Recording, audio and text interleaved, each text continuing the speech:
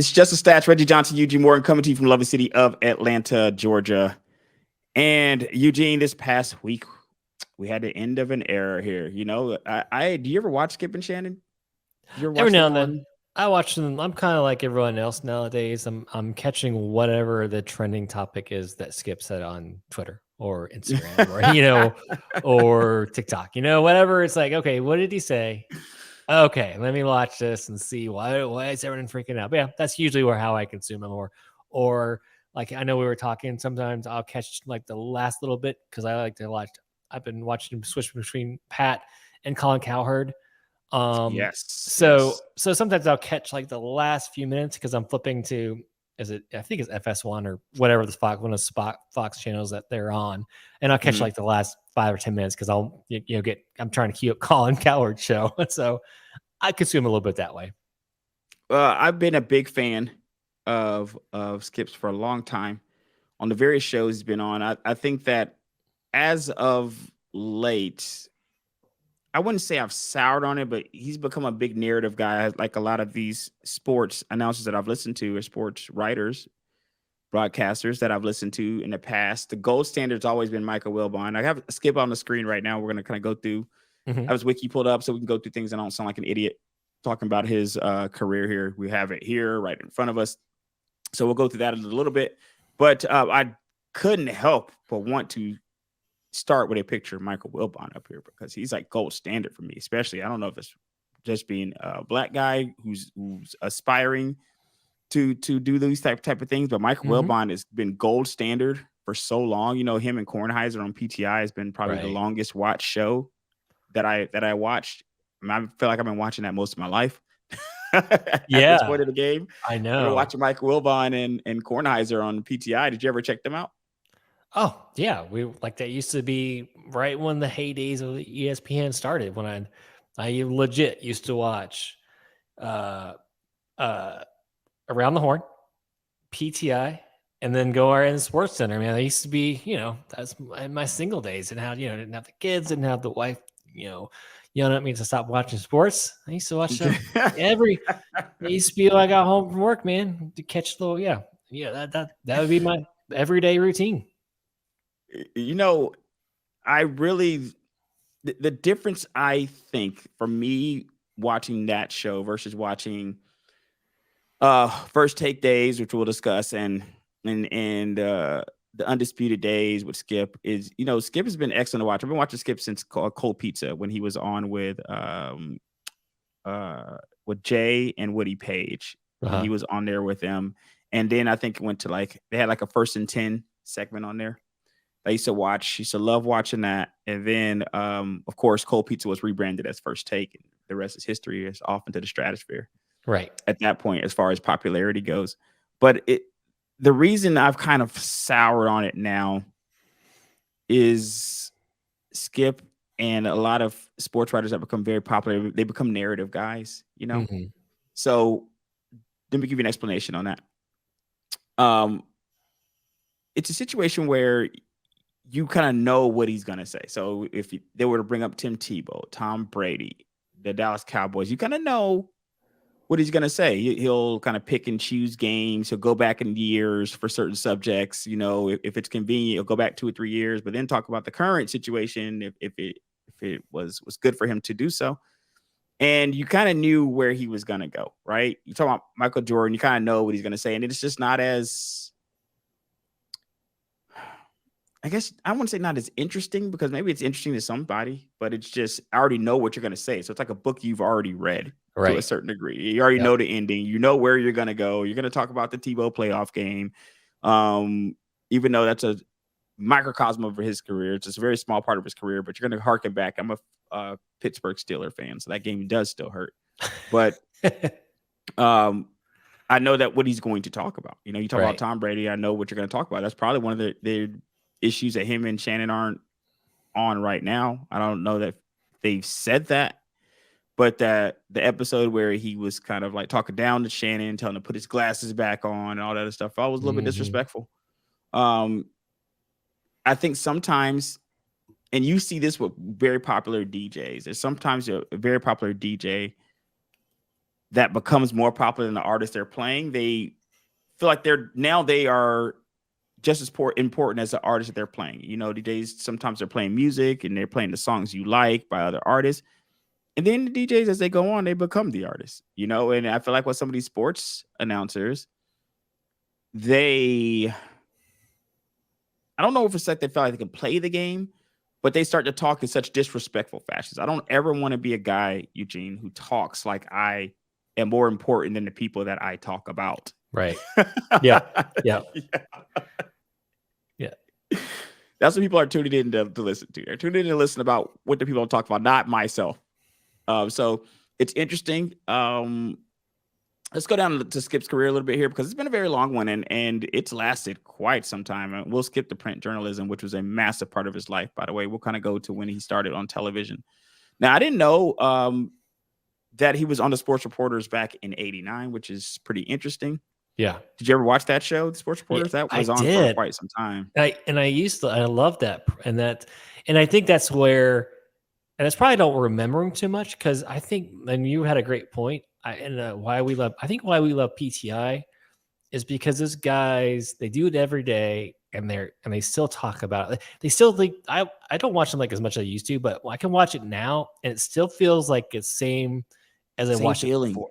Right? Same feeling. Same They're feeling. discussing versus probably when we started watching some of these talking head shows at the first, it was about discussing, a subject, whatever, football, baseball, basketball. Now, when I'm watching it, I feel like it's theater. I feel like I'm watching theater. I feel I'm watching a show. I know they got to do it every day, but it feels like it's become more like that. More like, hey, who can how can I be more outrageous? How can my take become just more over the top so I start trending somewhere versus just talking about it? Versus I think that's when I remember him on the Sports Reporter, they were just talking about it. It wasn't like outlandish. It wasn't, they were just, they would have their points and it seemed like it was more well thought out on their thoughts versus, like you said, now it's, hey, I'm Skip, how many times can I hate on LeBron James? And then to be, and how can I get under the skin of Shannon Sharp? Now, I'm pretty sure, a lot of it is on the production, production is driving it. And yeah, man, you want to see them argue. You want to see them find something to argue about. And right. LeBron James and Tom Brady are evergreen subjects for Skip. Like at sometimes it will become the Lakers, Dallas Cowboys, Tom Brady show. Like it's when you look at the segments, Yeah. So that to me, where it's come to, and I kind of stopped watching them, and that's why I like Cowherd. Cowherd has been the exact same when he was doing the podcast. When he was doing his radio show, man. Back when the Cowherd was doing radio, show. it's the same. Right? It's the same Cowherd.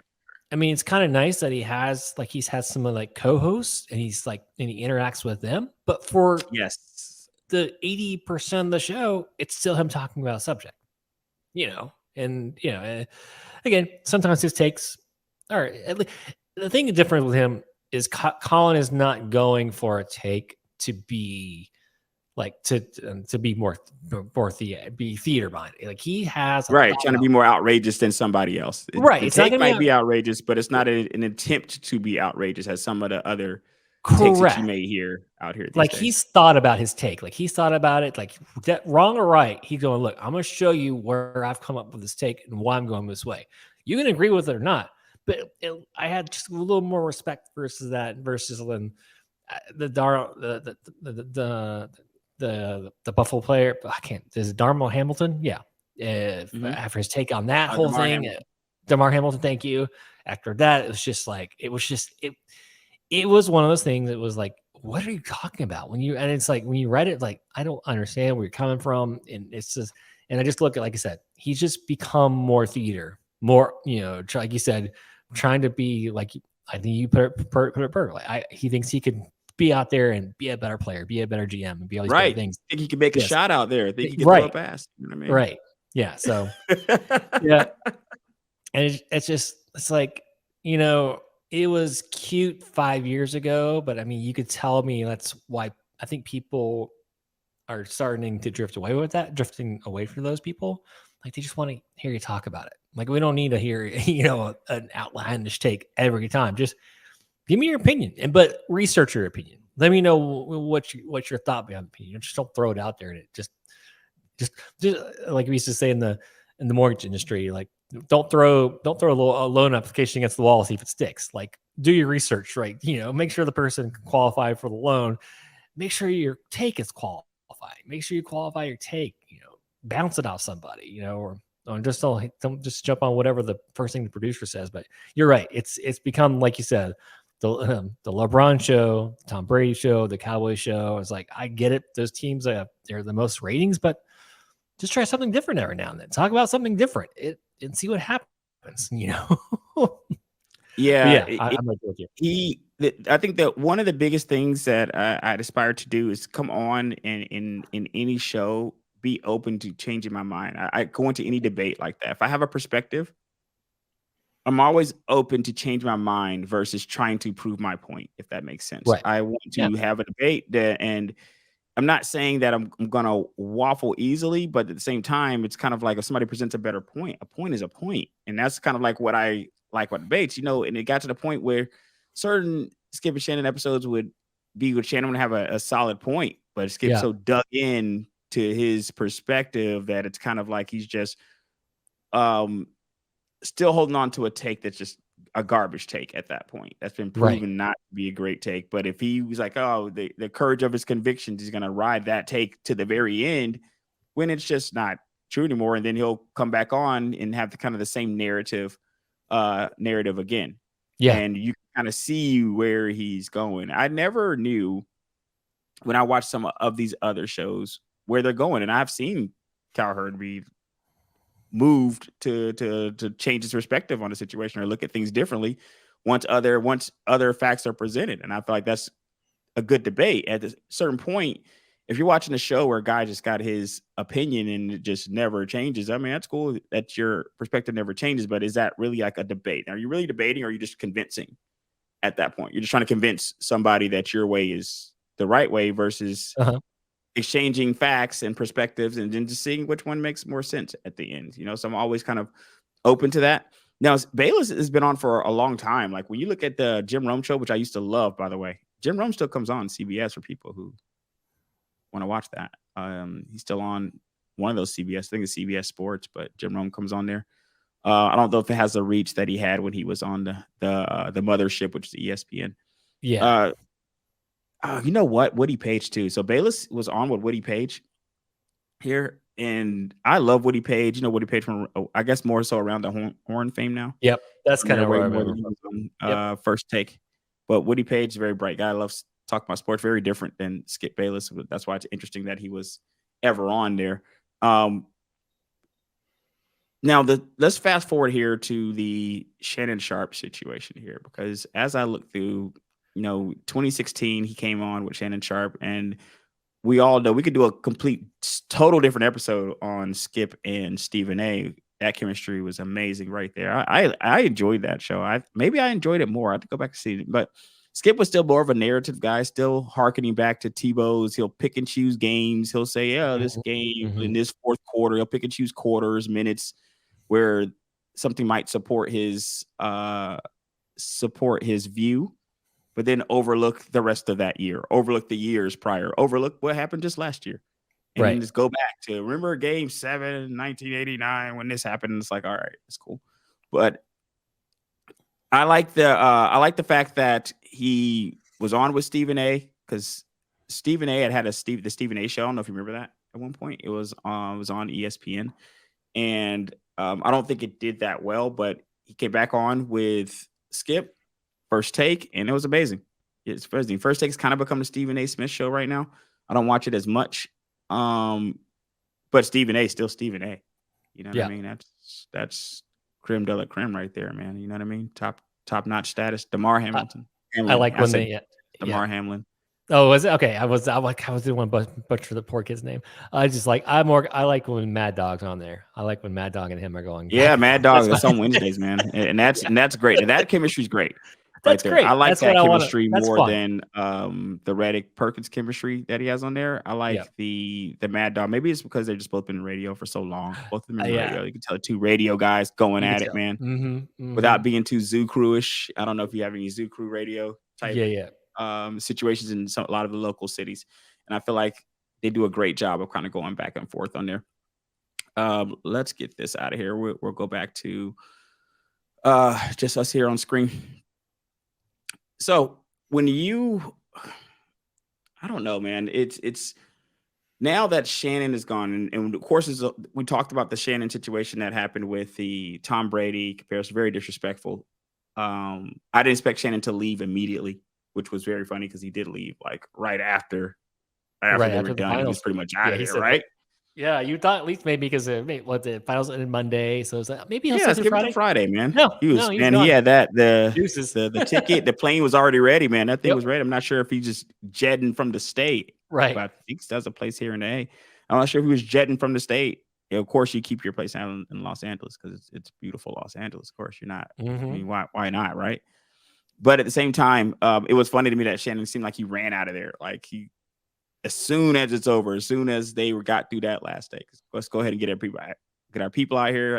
His daughter out there. The tears came and all that stuff. But what do you think of the Shannon Sharp years there on Undisputed? He started off kind of slow, in my opinion. And as I feel like every show does, I feel like our show can start off slow. Like every show starts off slow and then kind of gains traction as time goes on. And his perspective, his taste got better, I think, over time. And I think it got towards the end of the show where I started to look at them as real equals, despite the fact that Skip had been on a million years, and he's really like one of the godfathers. You talk about debate television from a sports perspective. Shannon, very much newcomer, even though he'd been on for 7 years. That was 2016. They started that show. So they've been on 7 years. That 7 years flew by, right? Right. And as time went on, I think their chemistry got better. And it seemed like it ended quickly. Like it seemed like it went downhill in like 6-7 months. He was out of there. What's your thoughts on that? I just think he just got tired of it. I think he just got. It's like I'm like you said. He probably got tired of hearing the same take over and over again. It's like and let's just face it. When you watch Shannon Sharp from his playing days, that's the guy you're like, I can't wait till he retires to see what he's going to do afterwards. Because you knew he's going to wind up on TV. He was doing some other broadcasting too. Shannon had been broadcasting on, I think, the CBS before he came to ESPN. ESPN, I think he was doing guest spots, and then of course he ended up on FS1. Right. But I feel like he's doing guest spots on ESPN on First Take, and then went over to FS1. Then went over to So I can just see him doing something like that. He probably just got tired. It's like I can go and do this myself. Well, he's been made into his own person now, thanks to Skip. Yes. I mean, no matter what, I think that's where some of the tears can come from. Because no matter what you may feel about that person gave you a platform and an opportunity to become the person that you are today. And I don't think you ever forget that. No, he probably didn't. That's where probably the tears came from. But he's probably like going, you know what? What's the next chapter now? What I've proven I can do this. I've proven I can hold my own against a guy that's been around a long time. So I think that would be his whatever his next stop. I'm very happy to see what he's going to do next. That'd be really cool to see what he's going to do because it's coming, right? He's not going to just sit out there and not do anything because he's just too good he's too good not to be on TV. Like that's a guy you want to you want to hear his takes. You want to hear him bounce some takes off. And he might just maybe he'll just do the podcast thing for a little while or just jump from, like you said, do segments here and there. I think those would be great. Or if he wants to have I can see him having his own show there at some point. He does Club Shay Shay, man. That's a podcast that's done very well for him, or the show has done very well for me. Interviews all kinds of people. And I would love doing a show like that because you get to do kind of different people from society. It's not just sports. You can do musicians, you can do politicians, you can do other sports announcers, you can do a lot of different people on a show like that. So maybe that's something he moves into. I think I saw Nate Burleson on Good Morning America or something like that. He's on like a morning show or something. Like, you remember Strahan left and did morning shows, doing morning shows and stuff of that nature. So there's a lot of opportunities out there for ex-athletes who can who have that charisma. Especially, and you're not necessarily held down by ESPN or going to one of another sports type situation, you know? Right. Yeah. Like you said, like maybe he builds on his podcast brand, or maybe he comes, maybe he goes to like a bigger platform. Maybe he goes, joins the Ringer or something like that. Like I said, I could see him somewhere because people want to talk to Shannon, and maybe that's where it got old too. Maybe it was getting harder to line up guests with Skip. Maybe there's a lot of football people that, after the whole that, that whole situation, vowed never to come on. So now if he's off, he can get a lot more football people, right? People are going to want to talk to Shannon. So, yeah, I'm just curious to see what he does next. I don't think he's going to, like I said, be on the sidelines too long. Yeah, me too. And hopefully we are able to see where he lands and kind of. And I'm also interested to see who jumps in on Undisputed too with Skip. Skip, as much as I might rag on the narratives, there are interesting perspectives that he gives on certain things. I can't. It's like a buffet now. It's good. So Skip, and back in the day, you see more of like a full meal, like a no buffet. Just maybe I order the meal. Now it's a buffet. I got to pick and choose what I want from Skip now, because he's come to dug in on certain narratives for me. But I'll still be there to see who's there on Undisputed and what the next phase of his life looks like. This is Just a Statch. Thank you for checking out our YouTube channel or listening to us wherever you may be listening or however you may be watching. Check us out, Stitcher, iHeartRadio, Google Podcasts, Apple Podcasts, Spotify, wherever you find your podcasts. See you next time, guys.